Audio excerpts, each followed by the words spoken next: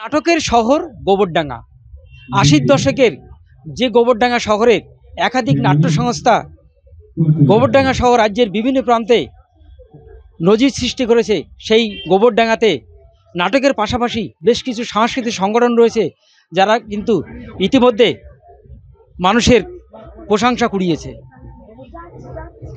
Classical থেকে folk dance, বিভিন্ন ধরনের নৃত্য পরিবেশন করে গোবরডাঙ্গা সহ রাজ্যের বিভিন্ন প্রান্তে একাধিক পুরস্কার সংগ্রহ করেছে গোবরডাঙ্গার অগ্নিবীণা সংস্থা।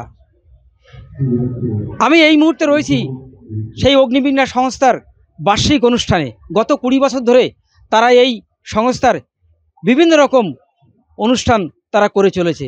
আজকের এই অনুষ্ঠানে আমরা পেয়ে গেছি এক ঝাঁক শিল্পীকে। আমি একটু কথা বলে জেনে নেব যে এই যে সংস্থার যিনি কর্ণধার, তিনি কিভাবে এই প্রোগ্রামটা করছেন। একটু এই যে এখনকার দিনে যেভাবে অভিভাবক দেখা যায় যে পড়াশোনার মধ্যে থেকে সংস্কৃতির মধ্যে আনতে চায় না ছেলেমেয়েদের, কি মনে হয়?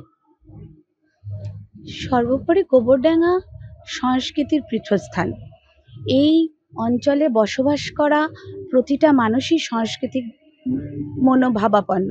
শুধু এই অঞ্চলের নয়, আমার কাছে নাচ যারা আমাদের এই অগ্নিবীণায় আসে, তারা বিভিন্ন পার্শ্ববর্তী অঞ্চল থেকেও তারা আসে। চাঁদপাড়া, ঠাকুরনগর, মৎস্যলন্দপুর, বিভিন্ন জায়গা থেকে। আমার অভিভাবকরা ভীষণই ভালো।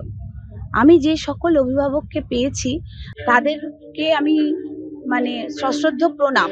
তারা না থাকলে আজকে এই কাজ আমি করে উঠতে পারতাম না, কোনোভাবেই করে উঠতে সম্ভব হতো না।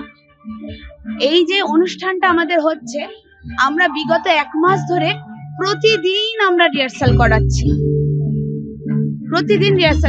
তাতে তাদের পড়া আছে, কারোর কোনো পারিবারিক অনুষ্ঠান আছে, সব কিছুকেই তারা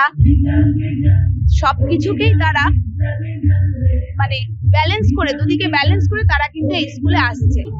এই যে আমরা বিভিন্ন নৃত্যশিল্পী তাদের সঙ্গে কথা বলে শুনলাম আর কি, জানলাম যে এই যে একদিকে যেমন সাংস্কৃতিক কখনো চাপ তাদের রয়েছে, পাশাপাশি যে বিভিন্ন রকম যে সাংস্কৃতিক সংগঠন রয়েছে তারা যে কাজ করছে তাতে কিন্তু কোনো রকম পড়াশোনার কোনো রকম অসুবিধা হয় না।